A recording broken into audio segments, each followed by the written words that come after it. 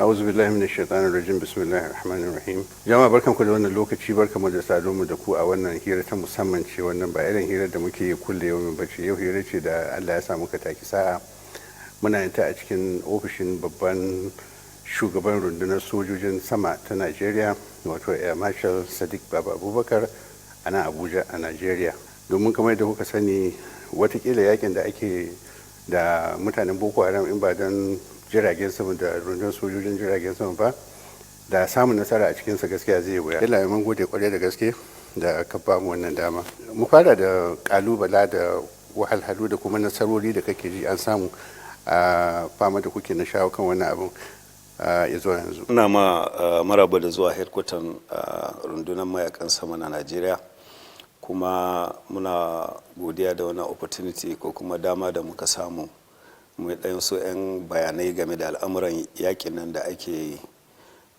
Lallai duk wanda ya lura da ya la'akari da inda muke fitowa ya ga inda muke yanzu, lallai zai fahimci cewa lallai gwamnatin tarayya ta kokari, ba karamin kokari ba, saboda ganin cewa an tsayar da waɗannan kashe-kashe da ake yi na mutane da kuma zalunci da ake yi a waɗannan yankuna da muke magana. In ka tuna shekara 4-5 wanda suka shige nan, bama-bamai suna tashi kusan ko'ina a ƙasar nan. A nan Abuja a Yanya bom sau 2 ya tashi a tashan mota. A Banax Plaza cikin Abuja kan shi bom ya tashi. Headquarter 'yan sanda bom ya tashi. United Nations office shi ma akwai bom ɗin da ya tashi, banda wannan church na Madalla da muka sani. To amma cikin iko Allah da kuma taimakon da gwamnatin tarayya ta yi, musamman shi shugaba Muhammadu Buhari ya yi, saboda damuwa da yake da al'amarin cewa lallai ne a ɗauki duk wani matakan da ya kamata saboda a ga an kare rayukan mutane, kuma an kare jinaninsu, kuma an kare dukiyoyinsu. To shi sa daga waɗannan shekaru, aƙalla dai shekara 4 da ɗan wani abu da suka shige, ba mu samu irin waɗannan matsaloli a nan cikin Abuja ba. Kuma a wuraren ma da ake yakin arewa maso gabas, za ga yawancin wajen da wannan abu yake yana daga cikin arewacin Borno ne, wajajen Lake Chad. A nan ne za ka ga mutanen nan suna fitowa wani lokaci da kan iyakan Najeriya sauran kasashe. Yawa can kan wannan iyaka tsakanin Najeriya da Chadi musamman. To saboda haka in aka, kamar da nace, aka yi la'akari da yadda muke fitowa, za a ce lallai an samu nasara gwargwadon iyaka. Wannan al'amari na yaƙi irin wannan ba al'amari ne da yake tashi lokaci ɗaya ka tsayar da shi cak ba. Yana ɗaukar lokuta da yawa, saboda al'amura ne waɗanda suke suna akwai abubuwa da yawa da ke cikin al'amari. Kuma yakin ma yanzu ba Borno ɗaya kuke yin sa, ya warwatsu ma zuwa sauran sassan Najeriya. Ka gani, so in ka da ce za ka kwatanta a wancan lokacin da a ce da irin waɗannan matsalolin tsaro na yau, da ya za a yi kenan. To daga nan ne in mutum ya yi la'akari da wannan, zai fahimci cewa lallai an samu nasara. Ko da a wannan area din na arewacin Borno, wajajen Lake Chad nan, yawanci wurare kaɗan ne waɗanda yaran nan suke ciki. Ba na mancewa lokacin da muka zo na aikin a watan August 2015, mun je Maiduguri, inda a hanyar mota ma na garin za ga ciyawa yana fita, saboda ba wani abun da yake gudana. Mutane ba sa iya fitowa su yi sallar jam'i, mutane ba sa iya fitowa su gudanar da ayyuka na yau da kullum, kamar ɗaurin aure, kamar yin suna da sauransu, saboda tsoro.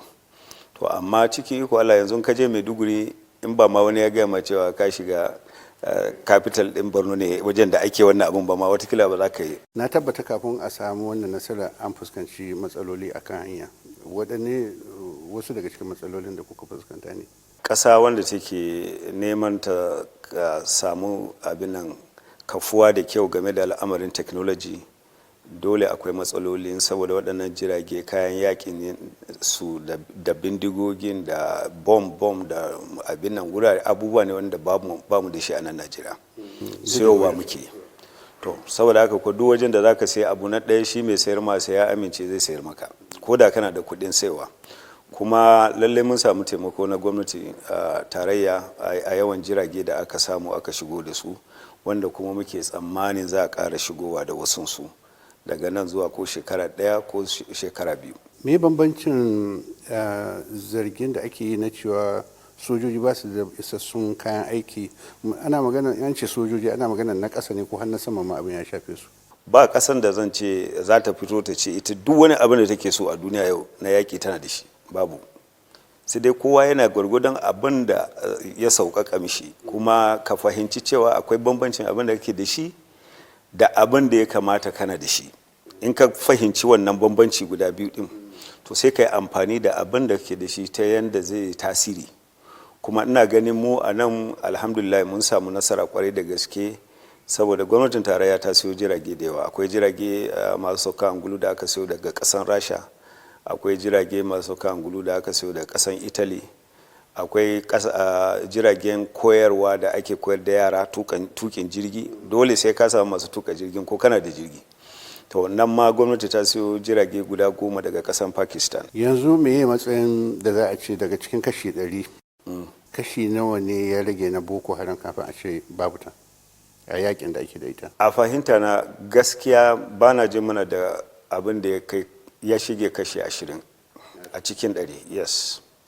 Kuma waɗannan suna da alaƙa ne da abubuwan da suka faru a wasu ƙasashe kamar Syria, kamar ƙasashen Iraq lokacin da aka fatattake su, wasu daga can su gangaro sun yi nan. Saboda haka ba iya cewa ba kowa. Saboda haka ba da su Boko Haram ba wai 'yan Najeriya ne kawai ba. Kwarai da gaske. Kaman kasan Syria, kasan abinan kasashen duniya sun fatattake su a wannan kasa. Kuma Iraq shi ma da akwai wani sansuna wanda suke da nasu ne, wanda kuma saboda wannan haɗin hannu da aka yi an fatattake su daga waɗannan guraren. Ina batun haɗin gwiwa da aka ce ana yi da Najeriya da sauran ƙasashe su Kamaru da ana yi da Nigeria? Ana yi. Don mutane na gani kamar Najeriya ce kawai aka bar wa ainihin shi gagarumin aikin. To ta yiwu za a iya faɗin haka, amma dai akwai kyakkyawan fahimtar juna tsakanin Najeriya da Niger da Chadi da Kamaru. Akwai wani sansanin jiragen saman su a Niger da ke Difa, wanda akwai mutanenmu da ke gun, wanda suna zaune suna aiki hannu da hannu da mutanen Niger. Kuma jiragen yakin su ma wani lokaci sukan kawo mana gudumawa, kamar yadda mu ma mukan kai gudumawa an kai musu wani farmaki a wasu wurare. Suna shan waya a cikin Najeriya ne yanzu, an ce su fara tsallaka zuwa cikin Niger da sauran kasashe su kamar da sauransu. Haka din ne yawanci sun fita? To akan samu, kamar yadda na ce, wannan boda da ke tsakanin Najeriya da Niger da Chadi boda ne mai tsayin gaske, mai nisan gaske, kwarai da gaske. Saboda haka akan samu wani lokuta da sojojinmu sun fatattake su za su koma su shiga cikin Niger. Haka su ma wani lokaci daga Niger an fatattako za su yi su shigo Najeriya. Amma yawanci Najeriya wajen da suke zuwa wannan wajen lecture din nan ne. Akwai wasu area da ake kira tumbus, akwai tumbu daban-daban, garuruwa daban-daban, 'yan ƙauyuka haka a cikin wannan Lake Chad. To amma banda nan ba su da wani takamaiman waje da za ka ce ga, kamar yadda lokacin da suke da Caliphate suna da headquarter a Goza, a Bama. Duka waɗannan babu wani waje da aka samu takamaiman waje da aka ce ga shi nan ga nan headquarter Boko Haram, babu. Ina labarin shugabansu? Kuna labarin abin da ya samu shugabanninsu irin su Shekau? Shekau muna da bayanin cewa yana raye, kuma akwai matsaloli dai tsakanin su su ma akwai matsaloli, saboda wannan al'amari ne wanda yake zaka gane ko mun tsawon lokaci da mutum ya dauka yake yi, zai wani lokaci wani abu zai shiga kanshi ya ce kai look wannan abun zalincin da muke nan yawa. Saboda haka akan samu baraka tsakanin su, wasu su ga cewa bai kamata suna kaza ba, wasu ma sun canja tactics nasu. Kuna cikin fama da Boko Haram sai aka zo aka shigo wasu sababbin matsaloli da Najeriya bata saba da su ba, na barayi da rikitan Fulani da manoma da masu satan mutane da sauransu a ƙasa, a jihohi irin su Katsina, Zamfara, Sokoto da sauransu. Sai kuma aka neme ku a wajejen. To mu yi maganan waccan fama ita kuma ya kuke yin? To ita ma muna ta samun nasara kwarai da gaske, kuma Allah ya sa shi mai martaba gwamnan Zamfara ya zo, wanda ya zo da wata program haka na yin sulhu, wani abinan shiri na musamman wanda ya kawo sulhu da sauransu, wanda shi wannan ya taimaka kwarai da gaske abubuwan da ake. Amma har yanzu mu ma muna waɗannan wurare ɗin Zamfara, Katsina, Sokoto, Niger da Kaduna. akwai jiragenmu da ke sansaninmu a Katsina wanda suna shawagi suna tabbatar da cewa suna sa ido al'amuran da ke gudana yau da kullum.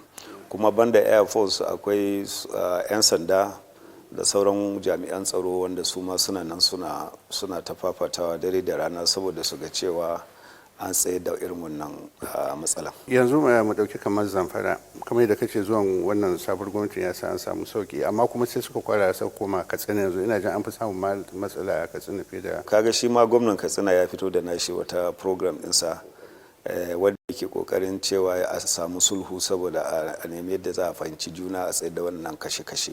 Wannan kwarai da gaske yana taimakawa banda sojojin da muke da su da ke gunsuma. Kamar da kace gama yaƙi ba zai yi ba dare ɗaya. Akwai wasu dalilai ko hujjoji da kake jin ku da kuke fama da an ce mai ɗaki shi sai inda yake ruwa da yasa yaƙin nan kawo har yanzu ba a gama shi ba? Akwai matsaloli wanda yake wasu sun shafi harkan siyasar duniya gaba ɗayanta wanda ma tafi karfin ba ma maganar Najeriya ba ne, kamar rushewan ƙasan Libya da ta faru wanda a dalilin haka a bindigogi da sauran abinan harshashi da kayayyakin yaƙi masu yawan gaske suka shiga hannun da ba shi ne ba. To kaga wannan wani matsala ne wanda yake ba abu ne wanda ya shafi Najeriya, wanda Najeriya take da wani control a kanta ba. Kuma banda haka kamar yadda na ce yaƙi nan mutane suna taimaka wajen ba da abinan report na sirri yadda mutane za a fahimci ina suke fitowa, waɗannan mutane daga ina suke, meye yake abin nan nasu. In ka duba yanzu yara masu saka bom su fito sun ragu kwarai da gaske, ba kamar da ba. Da kowane kwana ɗaya kwana biyu za ka ji wata ta shigo da bom ta yi yawa. To amma yanzu kaga wannan duka wannan taimakawa ne na al'umman waɗannan jihohi ɗin, wanda ya sa don babu wani jirgin da zai iya fahimtar waye ya ɗauki bom, wace yarinya ne ta ɗauki bom, wace ce ba ta ɗauka ba. To wannan sirri ne wanda taimakawa ne na jama'a wanda ya kawo da gwamnatocin jihar Borno da Yobe da Adamawa da Bauchi da sauran jihohin gaba ɗaya da ke gun wanda suna ba da gudunmawa kwarai da gaske, wanda wannan ya taimaka kwarai da gaske wajen ganin cewa an kawo ƙarshen wannan masifa. Marshal Abubakar, mutane suna cewa yakin nan musamman in kana kallon abin daga waje, duk masifar tashin hankalin da ake na arewacin Najeriya ne, da satar da fashin da boko haram din da sauran sassan Najeriya suna zaune cikin kwanciyar hankali. Me yasa haka take? Akwai al'amura da yawa da gaske. Ka ga na ɗaya dai an ka duba sansanonin da ake waɗannan yakuka, in ka duba wani hali ilimi ke ciki, yana da muhimmanci a tambayi wannan question. Wani hali ne ilimi ke ciki, wani hali ne tattalin arziki ke ciki, wani irin al'amura ke gudana yau da kullum. Akwai wannan fanni daban. Akwai kuma wata fannin wanda wasu wanda ba sa son wannan alƙibla da wannan tsari ta ɗauka na adalci da tabbatar da cewa na gwamnati, wanda za su ɗauki duk wani makarkashiyar da za su iya yi za su yi saboda su rusa yawa, su hana komai ya gudana yadda ya kamata. Akwai wannan section ɗin shi ma kanshi. So in ka haɗa waɗannan abubuwan za ka fahimci cewa lallai akwai matsaloli da yawa wanda kuma gwamnatin tarayya na yin nata, jihohi wasu suna yi su ma suna gwargwadon iyaka, amma dole ne sai an tashi an tsaya kwarai da gaske wajen maganar ilimi, an tabbatar da cewa makarantun sakandare da firamare da komai suna gudana kamar yadda muka sani suke in 70s. A gani za ka je makaranta za a biya ma komai da komai, za a baka uniform, za a baka taka komai da komai. To yau wani hali ilimi yake ciki? Duk wanda yake son ya halaka al'umma ba sai ka ɗauki bindiga ba, abinda za ka yi kawai ka tabbatar babu ilimi a wannan al'umma, ka dushe abin din ilimi gaba ɗaya. Nan bayan lokaci kaɗan su da kan za su fara kashe kansu. Kai magana bindiga, mutane a mamakin yawan bindigogin da ke akwai yanzu a hannun mutane fararen hula wanda suke sata da masu garkuwa da mutane da masu fashi da waye. Kuna da wani tunani na inda bindigogin nan suke shigowa, suna shigowa hannun mutane? Wannan shi ma still yana da alaka ne da abin da na faɗi a ɗazun nan daga baya. Wuraren kasashen da aka samu rashin zaman lafiya kamar Libya.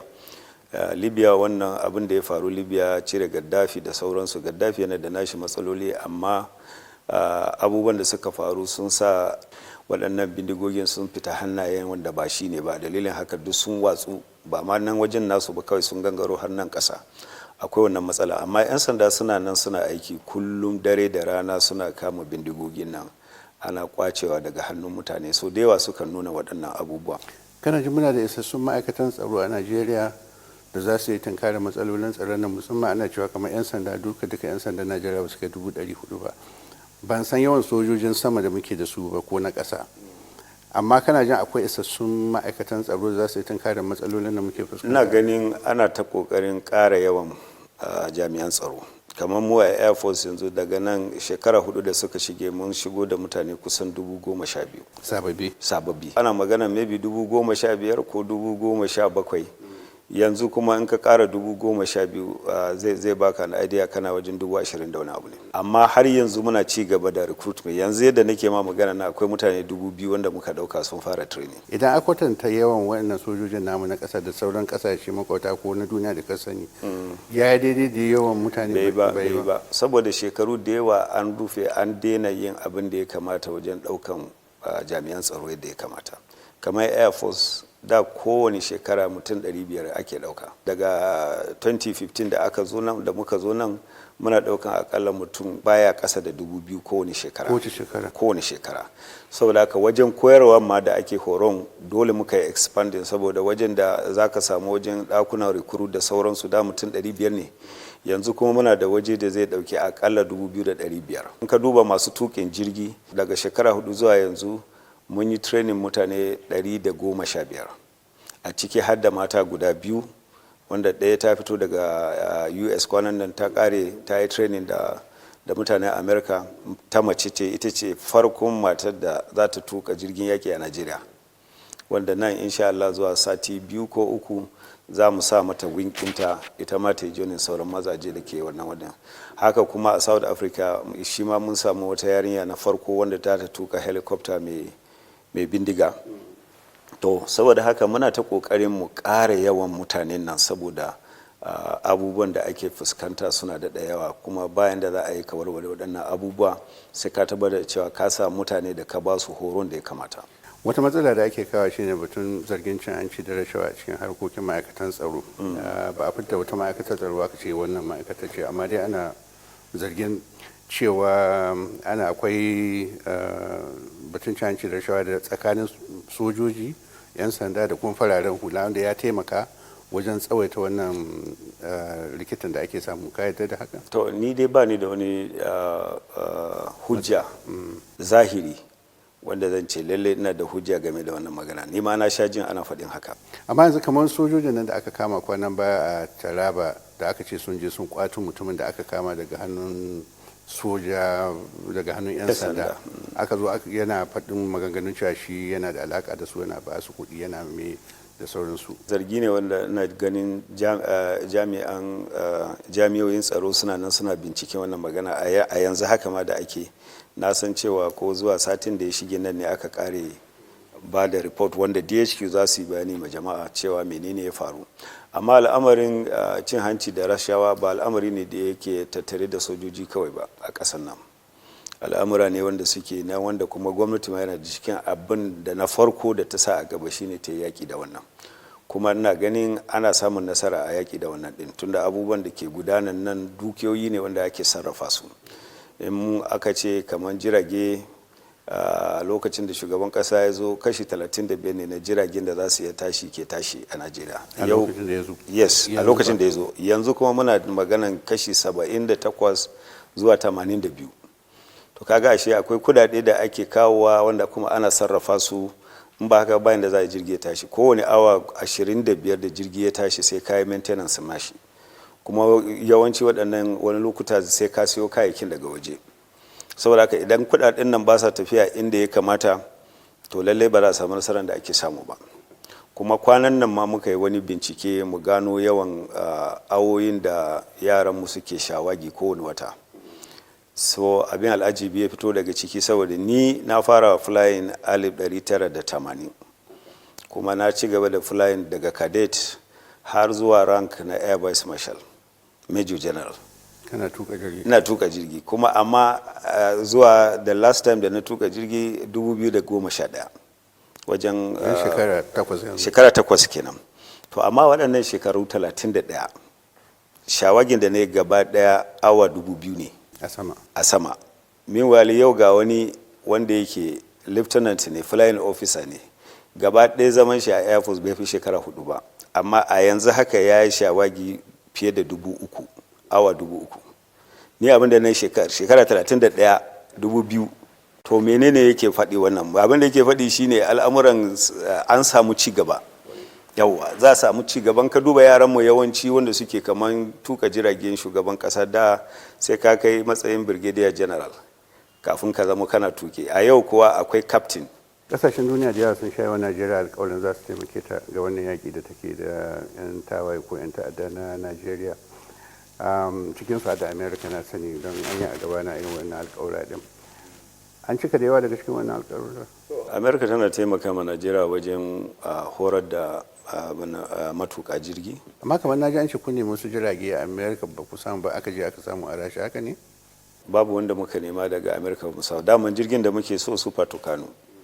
Kuma sun amince har an biya kudaden. Yanzu ma akwai yaran mu ofisoshin mu guda biyu Atlanta suna bin su ga yadda abubuwan ke gudana saboda su tabbatar da cewa ya dace da tsarin da muka yi da su. Wace rawa fararen hula suke taka wajen taya ku wannan aiki? Fararen hula suna taimakawa kwarai da gaske, amma kuma suna iya ƙara taimakawa. Kuma suna taimakawa wajen hasa wutar ma ita kanta. Ba za a rasa mutane wanda su za su suke da wata mummunan manufa tasu ba, amma dai yawancin jama'a ba wanda yake son a kashe jama'a haka, a kashe mutane haka siddan kawai. Babu a zuciyar dan adam ba wannan. Amma za a samu fiye mutane wanda su kuma sun kangare suna su ba abin da suke so illa su yi wannan harbi din su kashe mutane haka sidda matsala. Yau kwanan bana ga wasu jirage da suke rakiyar matafiya daga Abuja zuwa Kaduna. Naku ne jiragen nan? Akwai jiragen mu da ke shawagi akan Kaduna, hanyar Kaduna zuwa Abuja, da hanyar mota da kuma hanyar jirgin kasa duka muna bi. Wannan lamari na mutane ba su iya tashi daga nan zuwa can yana ƙara nuna taɓarɓarewar sha'anin tsaro kwarai a Najeriya din nan. Idan mutane ba su iya tafiya ko kuma wannan sace-sacen da ake tuna ana bin wasu wurare har gidajen mutane ana satan su, me ra'ayinka game da wannan? To ra'ayina shine dole ne kowane dan Najeriya ya sa hannu ya taimaka ma gwamnati saboda tabbatar da cewa an samu zaman lafiya. Gwamnati ita kadai ba ta iya tabbatar da tsaro ita kadai, dole sai da mutane. Kuma kowane mutum yana da irin gudumawa da zai iya badawa saboda ya tabbatar da cewa ƙasar nan ta zauna lafiya. Kuma na ganin wannan shine babban abin da ya kamata a yi, kuma waɗanda aka ɗaurawa alhakin wannan haƙƙin shugabanci musamman a level na state government da local government ya kamata su ɗauki wannan haƙƙi da nauyi sosai, su tuna cewa akwai wannan haƙƙin kuma lalle za a tambaye su wata rana.